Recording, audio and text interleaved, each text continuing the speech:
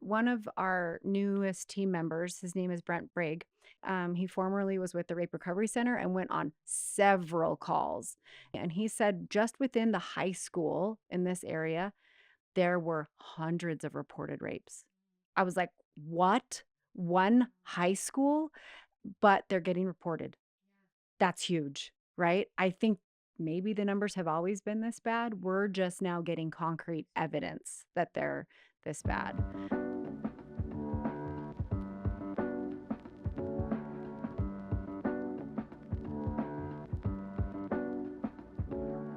Okay, hey Mio. Good Welcome. morning. I'm so happy to have you here. I'm excited for our listeners to get to hear about the amazing work that you do that I have been so lucky to experience, and I want everyone to get a chance to experience it. But first, before we get too far, can you introduce yourself? Tell us a little bit about how you got into this work in the first place. Yes. So my name is Miyo Strong, and I'm a mother, first and foremost. I have two beautiful, tenacious, crazy, stubborn teenage girls in my home. And I originally got into this self defense space many, many years ago, and it was because of my daughters.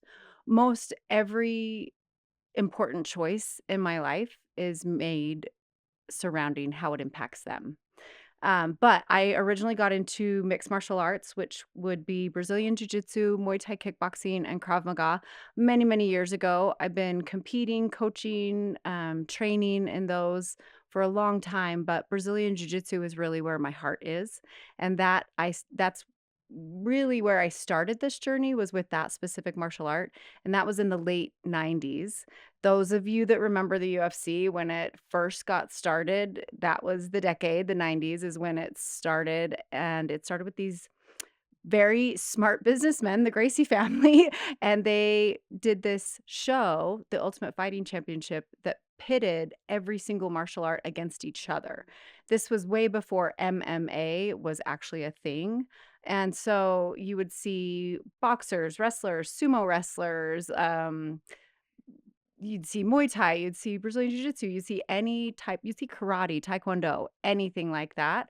And Brazilian Jiu-Jitsu is really what always came out on top. And I was kind of a small statured human from the beginning. And it is touted, Jiu-Jitsu is touted as like the martial art for the smaller, weaker opponent to have advantages. And at the time in the 90s, when I was really looking for something else to do, I had just completed playing every high school sport you could. And I had turned down a college soccer scholarship to stay home with my family to be close to my grandparents. And I was kind of looking for the next thing. And the UFC was just getting started, and I was totally intrigued by the fight culture, by the idea and concept behind smaller, weaker people having the advantage.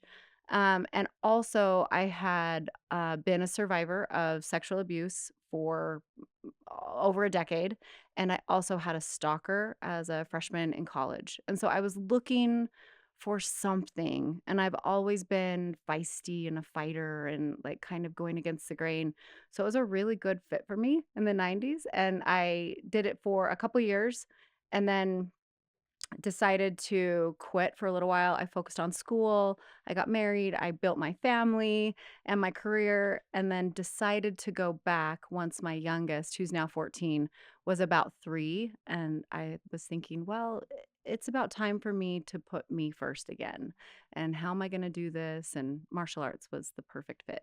It's so interesting how all of these kind of perfect moments of your life have led you into this space that you're in now with the Elizabeth Smart Foundation. So, can you tell us a little bit about that transition to get connected with the Elizabeth Smart Foundation and some of the work you're doing now at Smart Defense?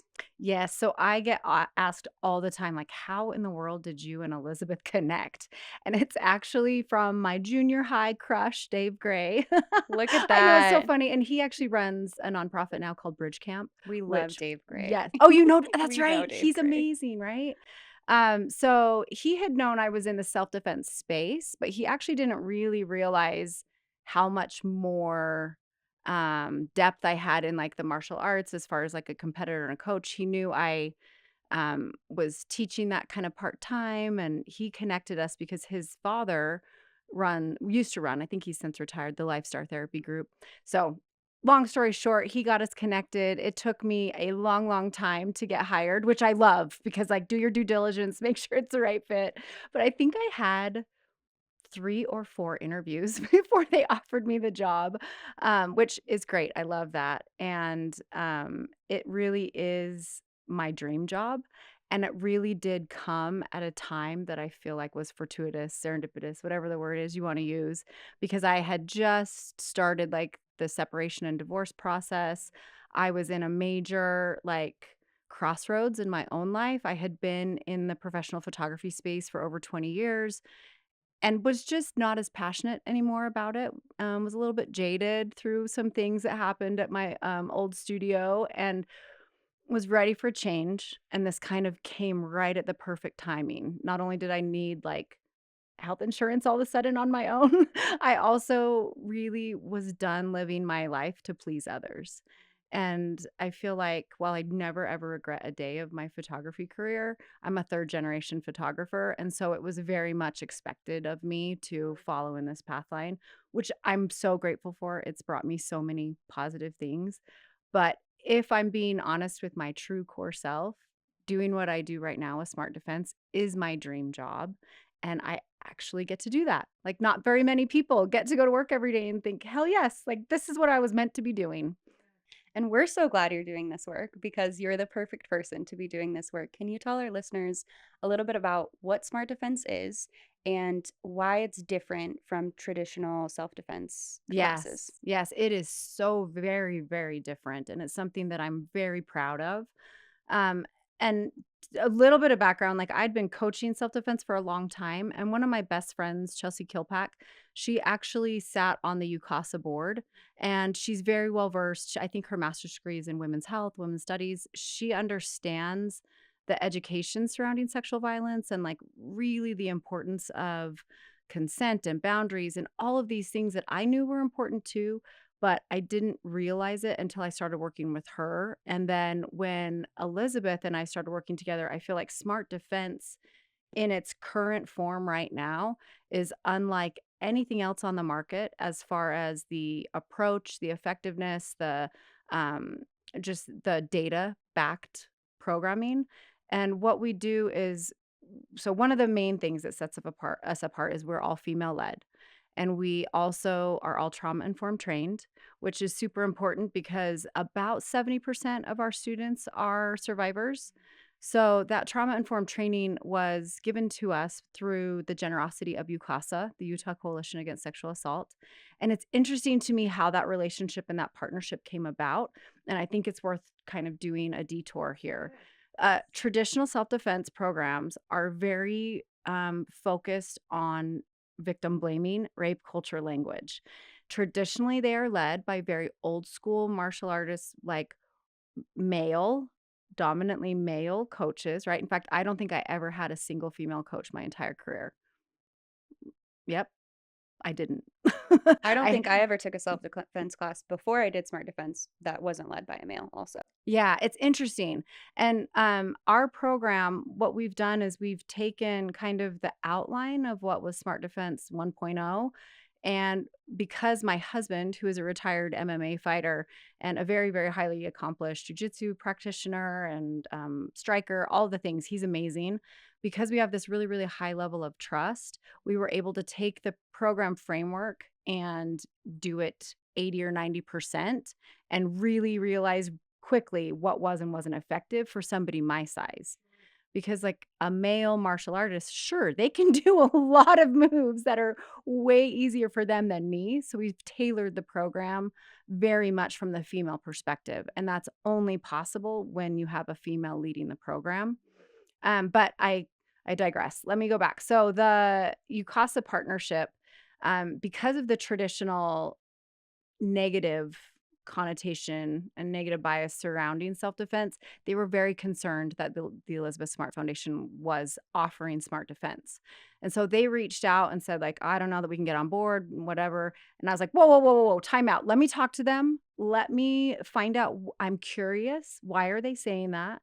I'm curious how we can, meet together in the middle. I'm curious how we can still reach survivors from a different vantage point. And just really quickly, for any listeners who are maybe confused about what could that negative lens be, you mean like giving women tips of like, don't wear ponytails because that makes it easier for someone to attack you, or making you the owner of having to protect yourself by changing the way that you exist in the world, as opposed to that's kind of what you're talking about. Yes, the victim blaming Yes. language, like, "Well, you shouldn't have been at that party drunk in the Yes. first place," You shouldn't have worn or that outfit. You were asking mhm. for it. You were, yes. Yes, and traditional self-defense was also geared towards the stranger in the dark alley type of attacks, which we know are very, very small, rare percentage of sexual violence. And yeah, the victim blaming language and the rape culture, I think connotations just being driven in a male space, um, just a naive male space. Men are wonderful. We have a ton of wonderful men that work in our program. So it's not to bash men at all, but I think that male driven, male led piece was a big wake up call. And so when I met with UCASA and explained the programming, and they got to understand a little bit more about what we represent and the holistic approach we take, they offered to do a partnership. So they now trauma inform all of our coaching staff, which is amazing. Yeah, we're so grateful for that partnership. And Bethany Crisp, actually, she's amazing. She just led another training for us in person. Because of course the um finding and the founding of Smart Defense 2.0 was during COVID. So we had to pivot a lot on a lot of things, and our first trauma-informed training classes were all online, but now we do them in person, and yeah, so that partnership, I really felt like that elevated us to another level and gained some respect from a community that maybe doesn't, see the new approach that we're taking. We also incorporate a ton of breath work and meditation. So we do the core self-defense techniques. They're wonderful, they're effective, they're great. But then we pair it with this trauma-informed coaching, which is very, very important because we spend a lot of time on education surrounding sexual violence and internet safety, grooming, red flags and, relationships, like you name it. We go over the whole gamut of sexual violence. But we also incorporate this breathwork and meditation in a way to push forward a somatic therapeutic experience. So, soma is the Greek word for body, and somatic therapy is essentially processing trauma or experiences by moving your body. And a lot of our program is based loosely on the book The Body Keeps the Score by Bessel van der Kolk and also The Gift of Fear by Gavin de Becker. And, like, you talk to any martial artist, they've read The Gift of Fear. You talk to any person in the sexual violence prevention space, they've read The Body Keeps the Score. So I feel like it's this blend of both worlds because what we've always done is not working, right? Sexual violence is rampant, and I believe, like, it's higher than ever, and there are many reasons why I think that is, but, one of them could be that people are reporting more than they ever have, but still not at the rates that I know that sexual violence is happening just with my day-to-day, experiences with survivors. But smart defense is really the blend of the mind, body, soul is kind of how I explain it, right? It's we're working with that mental strength and that mindset because safety mindset matters a great deal. And your intuition and your gut instincts, like all of our tools that we have already. And then it's pairing it with some great physical ways to express yourself. And then we're also taking care of our souls by we're building a community of incredible women. Connection, right? Community and connection. We know that's one of the core pillars of having a happy, fulfilled life as a human. And then we also pair this self-love, self-worth. We really, really focus on the self-worth aspect. And you're a female, I'm a female. Like we are the meanest to ourselves. The way we speak to ourselves sometimes oftentimes it breaks my heart when I hear even like how my daughters speak to themselves in their heads, right? So changing that narrative and changing those habits and creating a more positive, loving, supportive pathway and being our biggest supporter because knowing that we are truly worthy of healthy relationships, we're worthy of healthy boundaries, we're worthy of love, we're worthy of safety. All of those things, I believe you're then more capable to set a clear boundary and to enforce that boundary sooner when you realize, like, no, no, no, no, no, stop.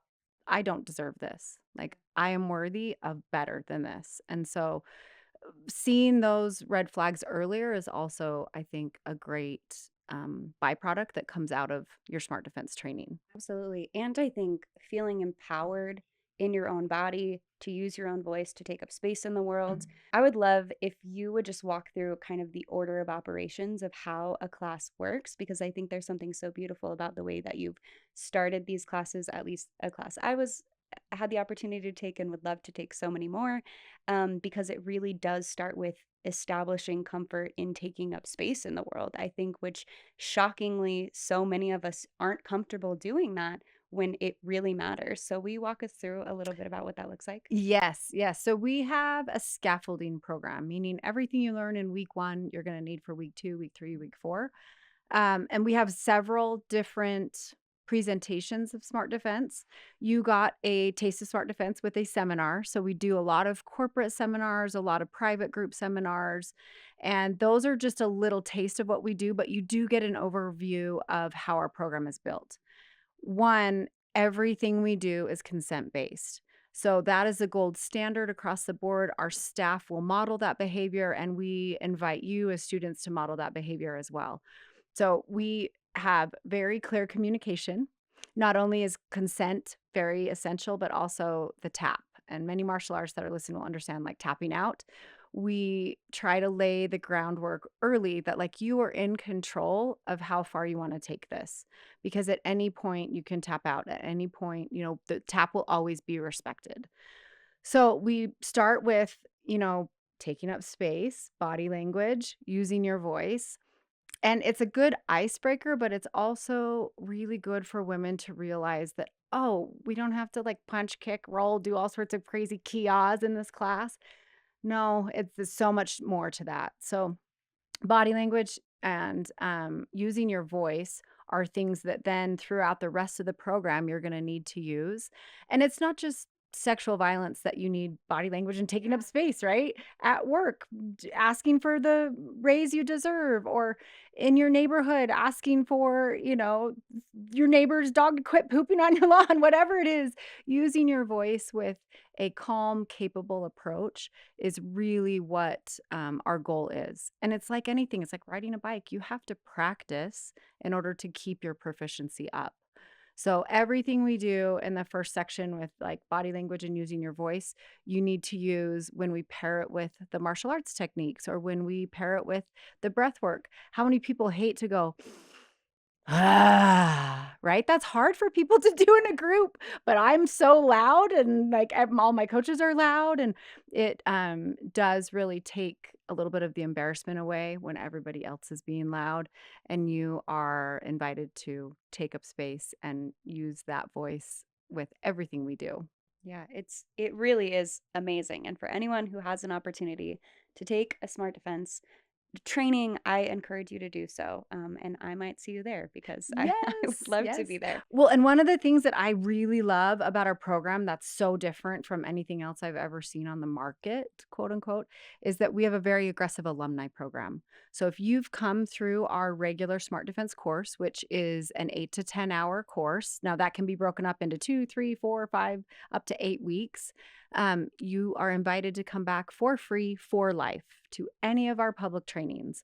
And I would say we have about a 30 to 40% rate of alumni coming back because, like I mentioned earlier, you have to practice to stay proficient. And that community that we're working on building as well comes into play. So our alumni come back and they actually can help our new students just as much as I can by leading and showing and sharing their experiences. So that alumni program is something I'm really, really excited about. But one of the things that I didn't mention in the way our format is for traditional smart defense is it's all female led, like I mentioned, but halfway through the program, we invite our male coaches into the space with us. And the reason we do that is, like, there's several reasons, but number one is, like, men are great. They are great. There are great healthy male allies everywhere. Yes, and the messaging of, like, "All men are bad" is not one that we believe in, right? We have yeah, fabulous men. But also, another reason we do that is because 98% of all sexual violence happens at the hands of a male. And so it's great if they can do all the moves with me, but what's even better is if they can do it with our male coaches. And I tell everyone in our class, like, if you can do it with our male coaches, you can do it with anybody because these men are not the average American male, right? They are amazingly athletic and charismatic and coordinated and very strong. And I love that my husband's one of them because he is like the epitome of the safe male, right? And he's giant and not the average American male. So if you can flip my husband who is 6'3", 220, you're going to be able to flip the average 5'9", whatever American male that we have. Okay, so one of the other things that I love about our program, along with inviting the men into our space halfway through, we have something called the bully beatdown, which when you mentioned, how empowered you were feeling Yes. working with our male coaches, wait till you get to do a bully beatdown. It's my favorite day of the whole entire program. Our male coaches, who are highly skilled, highly trained, highly vetted, come head to toe in SWAT gear. They have a helmet, mouth guard, 2 cups, like you name it. They are there to offer an experience where you are asked to pressure test your skill set. So it's at the very end of all of your training, and you get an opportunity to go 110% in a safe, controlled environment. Well, controlled in parentheses, right? It's controlled in that you have the tap. It's controlled in that, your coaches are there to coach you through it if you forget a move. But when you are in a stressful situation, when your adrenaline spikes, when your cortisol levels are out of whack, you tend to react differently. And so we want you to have an opportunity in a safe environment to pressure test everything you've learned because really we don't give you an entire set of techniques and say, okay, these are the only ones you can use. We help you find what works for you, what works for your body, what works for your coordination, what works for, you know, any different size or ability. And that's one of the reasons why I love our very high standards for the skill set that our coaches have to have.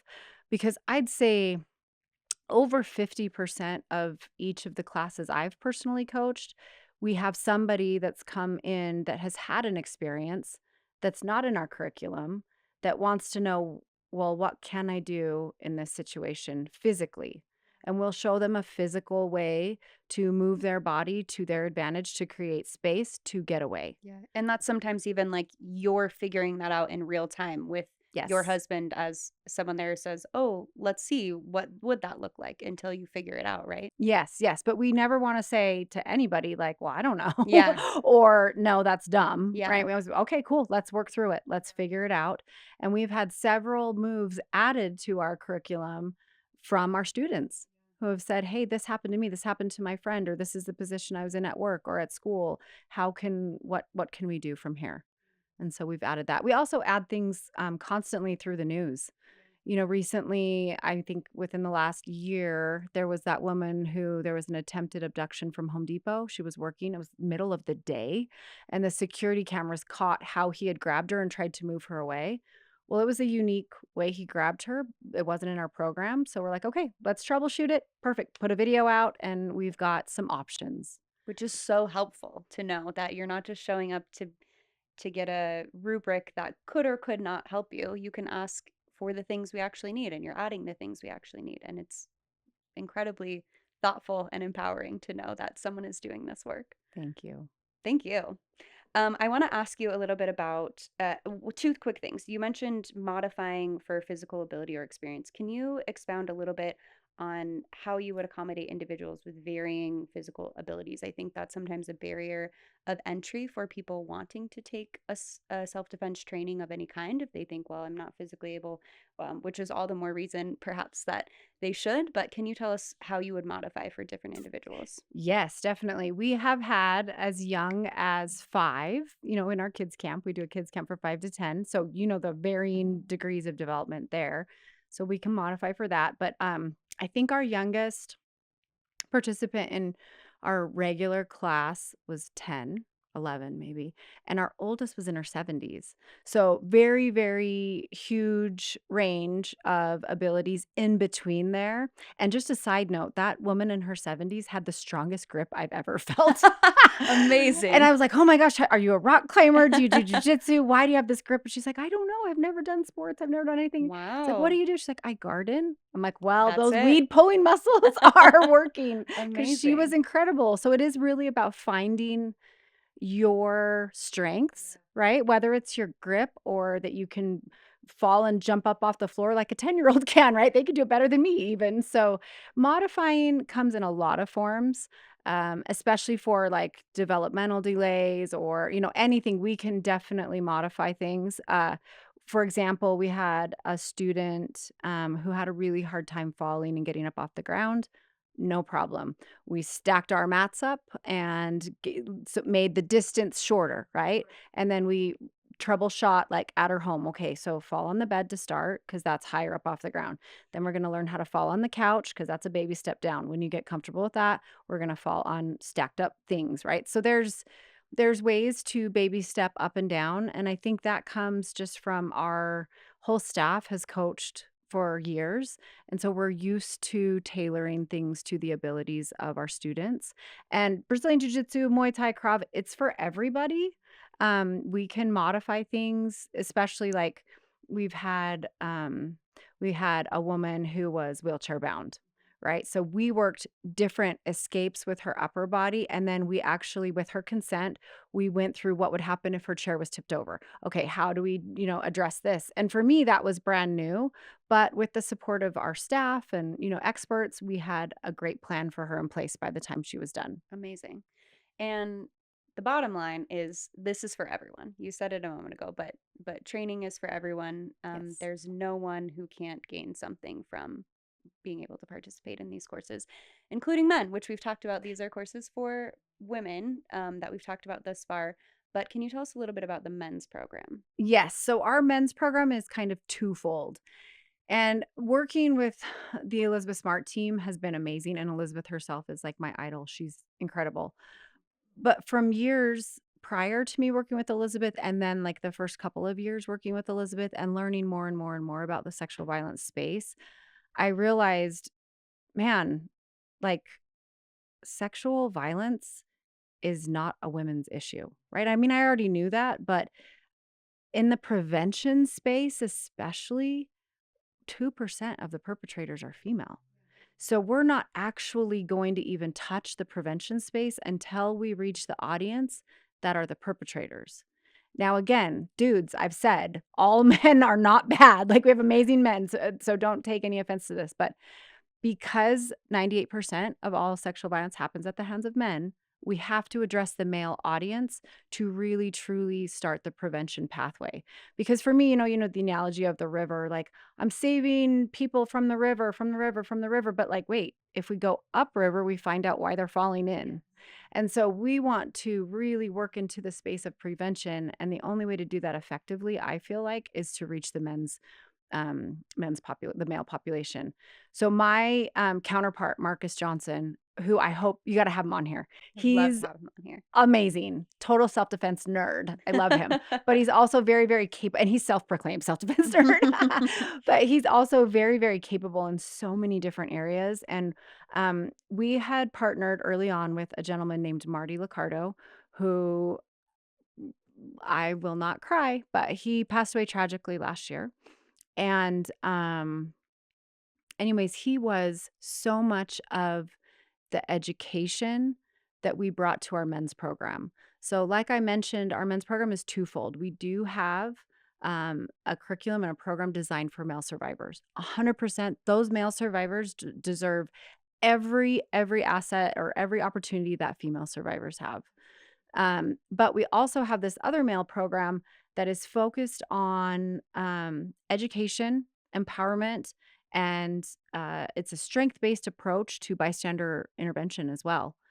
Because how many times, especially on the news, right, do we see an assault or a attempted kidnapping or something awful happening with bystanders standing around, right? There was a couple of very well publicized ones here in Utah a couple of years ago, where men just stood around and watched. And we need to empower the community, and that includes our men, to be able to recognize, report, step in if they need to, use their voice, distract, de escalate. There are so many tools. It's not just pulling a gun, it's not just stepping in between and punching someone. That's not what the program is. It is a very well put together, well thought out, well researched, strength based approach to bystander intervention. And Marty Liccardo, his job for many, many years, I mean, he sat on UCASA's board, on Rape Recovery Center's board. I mean, he's been in this space for so long. But before he came to us, he was the men's violence prevention specialist for the entire state of Utah. And he was frustrated, right? Frustrated. The same old thing is not working. And so, what can we do differently? And he really helped design the education and science and data backing that our men's program incorporates. And Marcus, like, he's Superman, like literally Superman. And when you have him on, ask him about the girl's life he saved just like 6 weeks ago. Yeah, I'll let him tell that story. But um he is everything good that every male should be. And well, in my opinion. And he's our leader, right? So he's the program director for the men's program. He's out there spreading the good word and modeling this behavior in day-to-day life. And I really feel like we're going to make big waves with that program. Yeah. I think it's something. Do you have any anecdotes of men who've gone through that program and what their experience has been? Yeah, it's interesting because you get kind of twofold. You get the guys that are like, "Oh, bro, I don't need to be trained. I know what to do. Like when I get pissed, bodies hit the floor." But then they get in there and they're like, "Oh, I Yeah. actually don't have any physical ability." Right? So they're humbled, Yeah. which is, I mean, I love getting humbled. It is one of the places that you grow the most. And so they're humbled in that, right? And then a lot of men take the approach, well, I'm not a rapist, so why should I be involved, right? Cool, bro. Like I'm glad you're not a rapist, but is your best buddy? Or like are you willing to have those tough conversations when the rape culture, vibes are out? And one of the other I don't know if it's an anecdote or not, but one of the things I noticed early on, I'm in a male dominated space. Combat sports is like sweaty, half naked men punching and like grappling and, trying to dominate each other. So for women to take up space in there is a whole other area that we can discuss. But what I noticed is when I heard rape jokes or when I saw rape culture in real time, and I was like, hey, bro, like it's not funny. Like, don't say that, or you can't do that, or did you know this, or this, right? I try to educate them. And they would listen, right? They're all respectful. If they're not, my husband takes care of them, but they're all respectful and they would listen and they would not do it around me anymore, but it was still happening. What it took was the peers, the other males that they're training with being like, bro, like that's not funny anymore. Like you can't say that. Like you can't do that. And then I haven't heard of it happening at any of the spaces that I coach or train in for years. Because the second it happens, a healthy male ally steps in, nips it in the bud, and it's done with, right? It's almost a lot of this naivete of the guys thinking there's no harm in saying like, "Oh, well," I don't even wanna say a rape joke on here because it makes my skin crawl, but, I've heard a million of them, especially in the grappling world, and it has totally dissipated just by strong leadership, Yeah. right? And I think that's something that's such an important piece for our listeners who are here because they follow Fight the New Drug. We talk often about how pornography normalizes rape culture.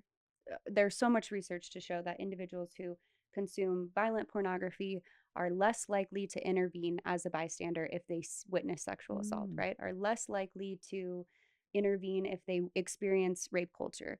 And those who are not consuming those types of pornography are more likely to intervene, or they won't have normalized those experiences in the same way that those who have regularly consumed and normalized this type of content, regularly consumed content that, doesn't represent consent and even displays a scenario that is rape porn exists, right? Like these are scenarios that are being normalized for people to the point where when it happens in real life, they're not intervening. And so to know that the solution is to say, hey, actually, let's address this, let's create Mhm. healthy male allies, that is the way to decrease sexual assault. That is the way to have people engaged in this issue in a way that we can actually solve it and fix it and decrease the rates, eliminate the rates of sexual assault across the board. So I love hearing about this program and the experiences of men who have been through this program, and even just being around all of your male coaches. There is something different about knowing these are all men who are so committed to changing the culture on this issue, not just intervening if they were to see something, but helping to shift the culture among men Mhm. in a way that is healthy. And I just love it so much. So I'm so grateful that it exists.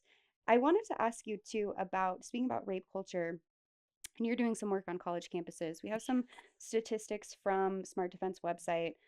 20 to 25% of college women and 15% of college men are victims of forced sex during their time in college. A 2002 study revealed that 63.3% of men at one university who self reported acts qualifying as rape or attempted rape admitted to committing repeat rapes. More than 90% of sexual assault victims on college campuses do not report the assault. 27% of college women have experienced some form of unwanted sexual contact, and nearly two-thirds of college students experience sexual harassment. Those are like alarming statistics and just the tip of the iceberg of things that individuals are experiencing. Can you speak a little bit to what you've seen on college campuses and with your program being integrated into college campuses? Yes, it's something that I'm so excited about. Our college programs, because between the first day on campus and the first day of Christmas break or holiday break, winter break, you see that's called the red zone. Like that's when the highest rates of sexual violence on campus happen. And we always have a fall semester, right? And that's right in that same time frame. Our inaugural class at SUU, Southern Utah University, I saw some incredible things happen. And not only, you know, the excitement and the empowerment and the community that we built, but we had one woman leave a relationship that was clearly going down a very dangerous path. We had two other women decide to report their on campus rapes. One happened on campus, but another happened at a different university, a different campus, and she had transferred schools. So, seeing the bravery, the strength, the courage to report, because really all those statistics that you just shared, which are very, very alarming, are all based on only reported cases. So the numbers are staggering. So we know there are several reasons why people don't report, but seeing this transition in this college class, just the 40 women that I got to work with, of my first class that had 20, we had those three different cases, right? Two decided to report and one got out of a red flag relationship. And then in my second class, I saw, I mean, every single woman walks in a certain way and walks out a different way at the end of the semester, and I really love seeing that transformation and growth. But I had 3 or 4 in my second session where they were very self-conscious, very, very wanted to just shrink into the wallpaper. And by the last class, when they were raging against our male coaches in the bully beatdown, and then they come off the mats and they're like, I had no idea that was in me, right? It's like, no, no, no. Everybody has this. Everybody has some place in their soul that is primal, that is like, I deserve to live, right? I deserve to survive this. And so seeing that growth and seeing these little, very, very just delicate and shy women still own everything that makes them them, but then become this beacon of hope and light for other people, what and leaders, right? They started trying to blend into the background, and by the end, they were the ones speaking up, answering the questions first, leading the discussions, leading the physical trainings, like leading the way. Man, it's been amazing to watch. It's such a gift. And then I've also coached, at Snow College, we've coached many, many, like even sorority groups. We've done a lot of work with this age group. And I always love seeing just the light in their eyes when they realize, oh, my gut was right. Like that is a red flag. Oh, he took away access to my money. Oh, yeah, that's not a good idea. Oh, he started dictating how I dress. Oh, that's not like trusting themselves a little bit more, learning to understand that their instincts are right. it's powerful. Are there any, obviously, so much of this is tactile and physical, but are there any kind of broad tips or things you think are really significant that maybe a lot of people just don't know that it would be helpful to share with any of our listeners, especially those who are not in a geographic location to be able to take smart defense training? Yes. P.S. We do have an online training, Smart Defense Amazing. Plus. Let's talk more about that. I did know that, but No, let's we talk do. more about it. Yes, but it's always better to train in person. But right now we're in Idaho, Colorado, Nevada, and Utah with hopes to expand. But yes, to answer your question, just some tips and tricks, right? I think there's a handful of things. Body language is huge. So I tell all my classes, like when I go into public speak or when I go into a boardroom or when I go in wherever, I may not feel confident or capable or any of the things we teach, but I sure as hell project that, right? Like I'm going to project what I want the world to perceive me as, which is calm, confident, and capable. The 3 C's we go back to all the time in Smart Defense. And learning to use your voice is huge because you need to set healthy boundaries, even with my husband, right? And even in marriages and whatever relationship or friendship or work, coworkers, you need to set boundaries that respect your belief system. And being able to do that is something you can practice. It's difficult, but learning to take up space physically and with your voice is huge, and things that don't require a dojo or pads or mats, to fall on. Um, Projecting this confidence looks like getting off your phone, right? Um, Head up, eyes forward, chest and shoulders up as well, and walking like you own the place. I tell everybody I'm walking like a boss bitch wherever I am. And it's not that I feel that way. It's that I want to practice that so that when I am alone or when I am with my daughters or when I am with anybody in public or private, I want to feel like a hard target, right? If you appear self-conscious and unsure and all the like small shrinking physical manifestations of that, you do come off as an easier target.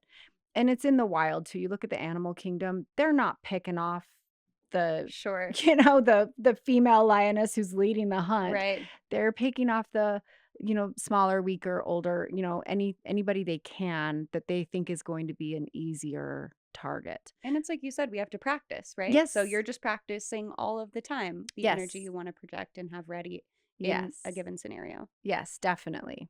Amazing. Tell us a little bit about the online program as well. Yeah, so Smart Defense Plus was developed during COVID. It was again our answer to dang it, we can't meet in person just yet. So we do have an option for Smart Defense Plus online. It's half the cost of training in person. You have a year access to it. And we only ask, that you do it with a trusted, safe partner, and you're the only one that can determine if that person is trusted and safe for you. And we want you to practice and share, and a whole household can do it. And our alumni all have access to that online program as well. And within our college programs, we also give them access because that has built-in homework. Yeah. People think, oh, this is a PE credit, whatever. I'm like, nope, you've got homework. You got to drill, you've got to read, you've got to, watch videos. There's all sorts of action items to take. Amazing. One of the last things I wanted to ask you about was the increase in teen sexual violence. Have you seen an increase in younger students coming in? Have you heard of anecdotes of this happening? Kind of what are your thoughts on that generally? And what can teenagers be doing specifically to help prevent this among their generation as well? Ooh, this hits home because, man, I have a 14-year-old and a 17-year-old daughter.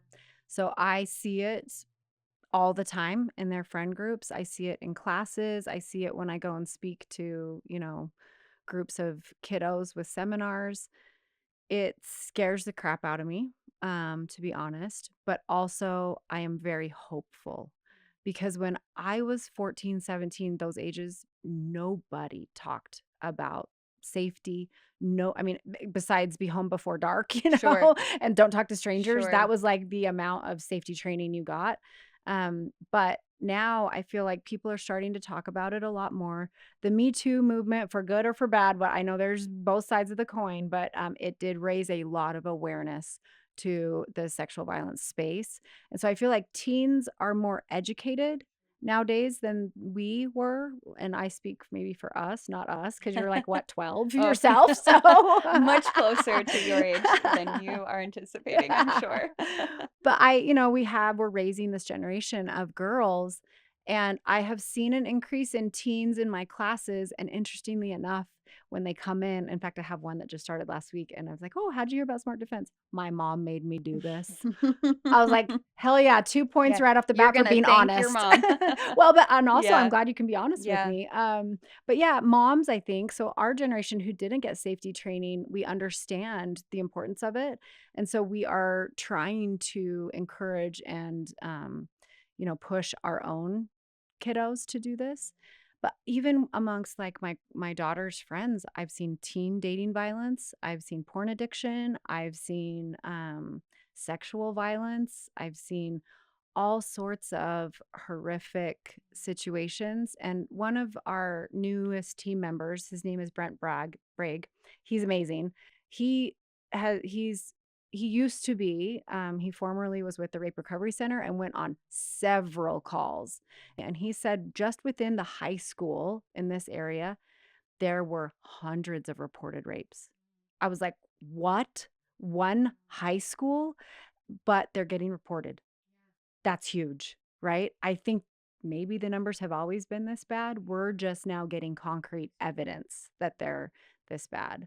And so having resources available like, Smart Defense, like Rape Recovery Center, like even your health classes, we need to give you the education for you to make an empowered choice right. with your family. And we know so many young people are seeking out pornography for sex education, and it's not actually a great form of sex education because so many things like consent are not modeled as a standard, or um, sexual templates are kind of built around things that are not maybe age appropriate for someone who's younger or curious in that space. So having tools and resources that can be age appropriate and that can help inform and also address, so many young people are unaware of when something maybe is assault. We speak to people all the time who say, I didn't realize I was in an abusive relationship as a teenager until I was an adult. I didn't realize that this wasn't normal or this wasn't okay because that's what they've seen in other places or what's been normalized for them. So I think the very first thing you said is you're so glad people are talking about it. And I think that is such a huge piece of this for both young people,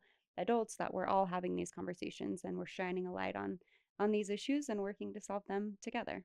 Yeah, it's interesting because I think the pornography aspect of sexual violence is maybe the last piece to be talked about. And I'm so grateful that you guys are bringing so much awareness to it.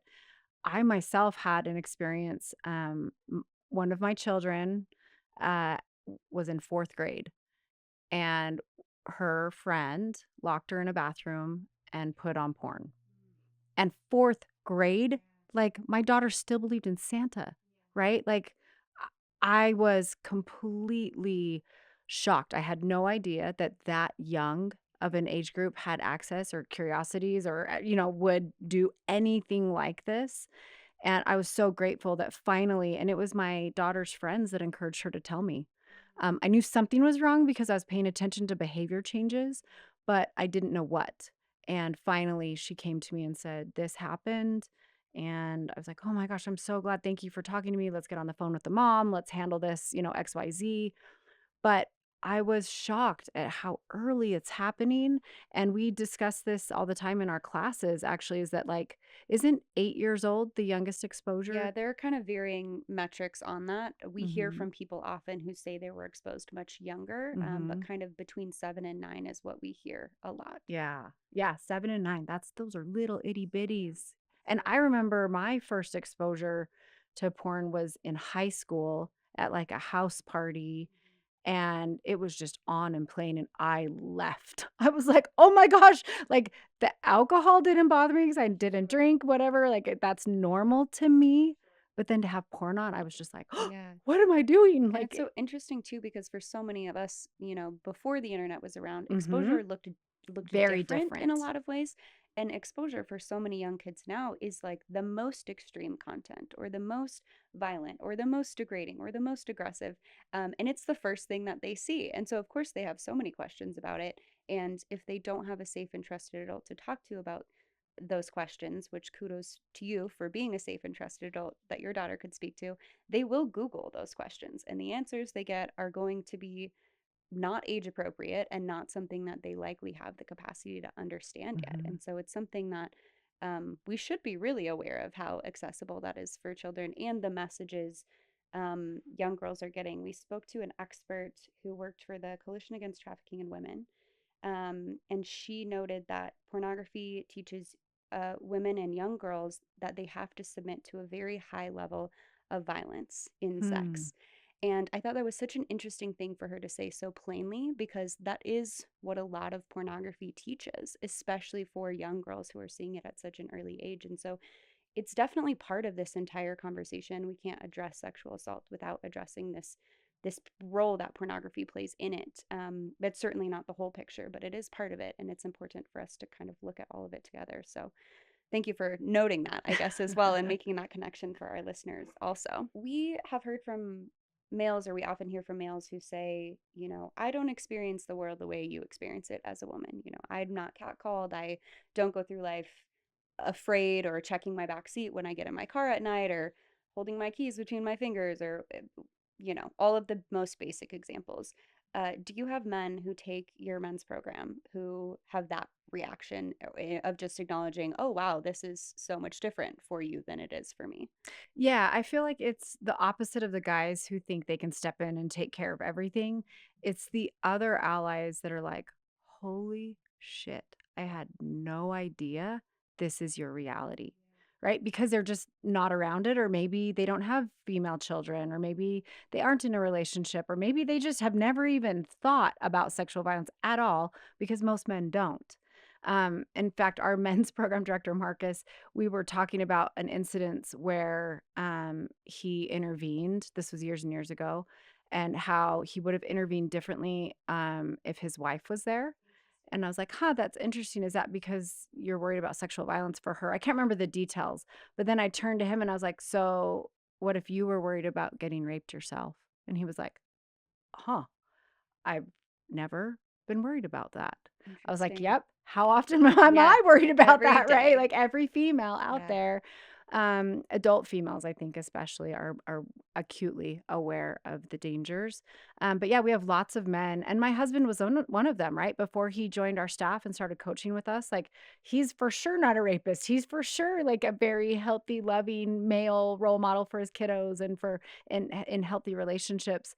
But the more and more and more he learned, and the more and more and more exposure he had, like our whole male staff, like I love them. Every single one of our male coaches is a remarkable human, but we'll be at an event and maybe there's 8 of our male coaches that are in attendance and we're all sitting at a table and we listen to Elizabeth speak, right? I've heard her story a million times, or we listen to a survivor speak and I can see them, like, physically shaking because it's so upsetting to them, and they are so, much of a natural protector that it greatly impacts them, and that is why they do what they do. That's why I do what I do.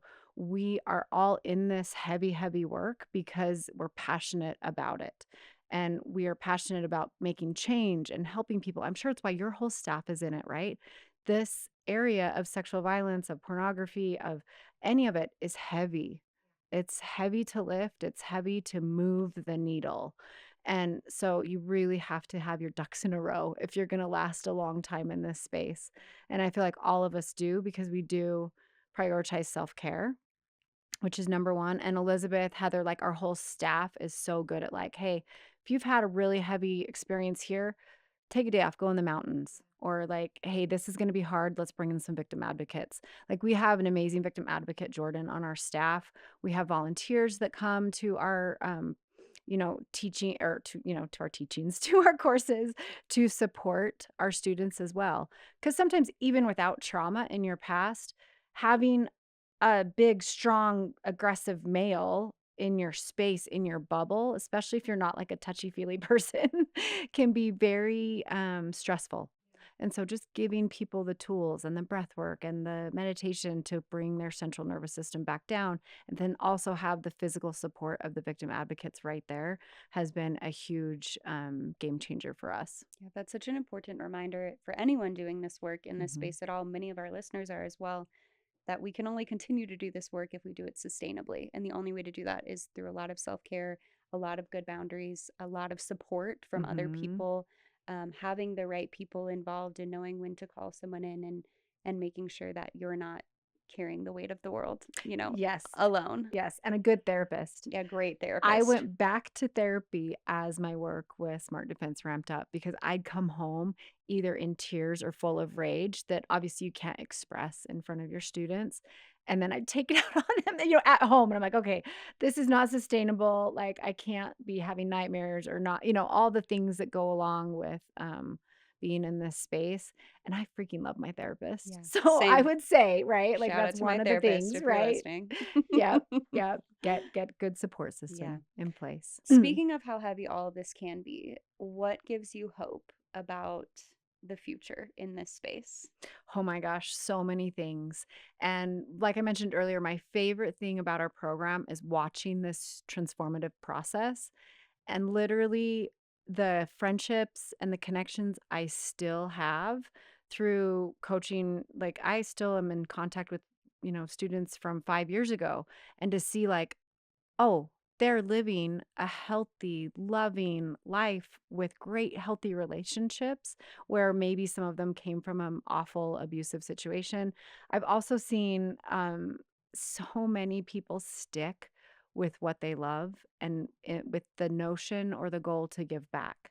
So we have several Smart Defense graduates who were so impacted by our program that they now have made it a priority to become certified to be able to coach for us, to kind of come full circle, right? And with that, I will say anybody who wants to go into this healing space needs to be healed themselves first. Like if you would have given me this job opportunity on a platter 15 years ago, I wouldn't have been ready for it. And I wouldn't have lasted long. But I feel like those of us who see the value and the importance of this can work in our own ways. Like maybe martial arts isn't your bread and butter. Maybe it's starting a podcast to raise awareness or to give resources, or to share experiences on. But seeing the growth from when they walk in to when they leave, or getting those text messages or videos, or like, look what I did, or, look who I helped, or I went home and I taught my little sister this, and now she's yelling, or now she's using her voice. And the growth and the change and the evolution, I'd say, of the female is what gives me hope, is seeing how much we are taking up space now, how much we are using our voices, and how much we are demanding now that the respect, the love, and the healthy relationships are what we're only going to accept. Yeah, and knowing there's such a ripple effect, right, of Mhm. every person who goes through this program or online, in person, Mhm. comes across the resources, listens to this episode, there will be a ripple effect of the information that's passed on and the empowerment that comes from that. And knowing that we are creating that shift in culture and we are making a dent in these issues. And I encourage anyone listening to at least take the online program if you're not geographically able to take a smart defense training. For anyone who does want to take a training, can you tell us a little bit about where they should go, how they should go about that process? Yes, and actually, if you're not in one of those states that I mentioned previously, we travel all over the country to do seminars. So we are available for that, and always interested in launching and expanding at other spaces. You can imagine it's a long process before we really trust, that we're going to launch a program in your space. So it is a long process, but you can email me, just Mio at Elizabeth Smart Foundation. You can go to ESF Smart Defense on Instagram, elizabethsmartfoundation.org. There are many ways you can get in touch. And then our website has access to our online programming, as well as, you can book private seminars, private full courses, and any of the public universities in Utah We are currently offering fall semester at Snow College and Southern Utah University. We are working on spring semester at Utah Tech, as well as, University of Utah, Weber State, Utah State, Salt Lake Community College. There's so many other options. If you have a student going to those colleges or universities, write to the president and say, hey, we heard that Smart Defense is fully funded now. Do you have it? When do you have it? And get us in touch. And we are hopefully going to be in every university in 2025. Well, Mio, thank you so much for being here with us, for your time. Any of our listeners, please go to elizabethsmartfoundation.org or visit online on Instagram, as Mio said. Look up these trainings. Do what you can to empower yourself and your communities. Consider bringing a seminar to you. At the very least, please follow the Elizabeth Smart Foundation. Learn about the incredible work they're doing. Beyond Smart Defense, there are many other programs as well that you could learn from, grow from, bring into your communities. So thank you for your time, Mio, and thank you to our listeners for checking in today. Yeah, thanks for having me.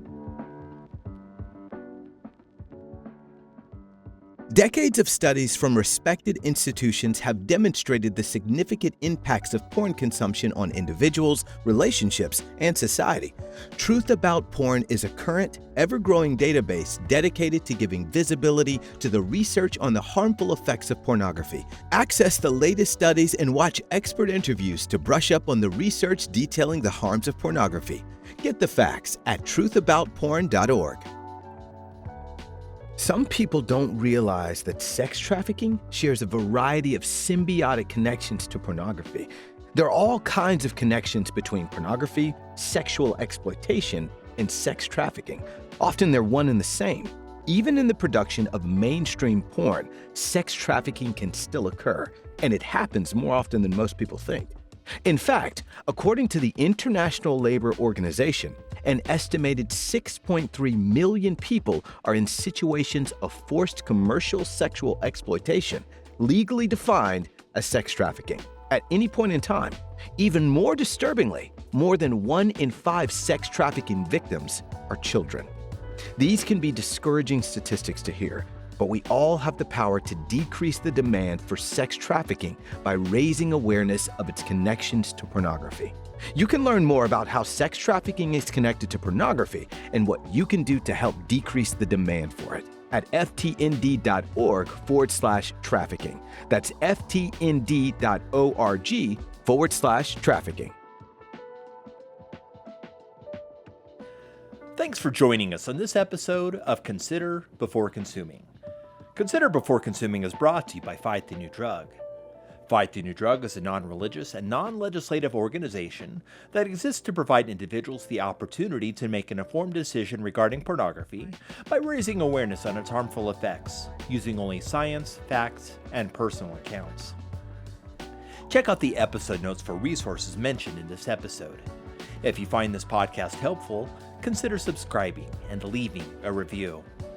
Consider Before Consuming is made possible by listeners like you. If you'd like to support Consider Before Consuming, you can make a one-time or recurring donation of any amount at ftnd.org/support. That's ftnd.org/support. Thanks again for listening. We invite you to increase your self-awareness, look both ways, check your blind spots, and consider before consuming.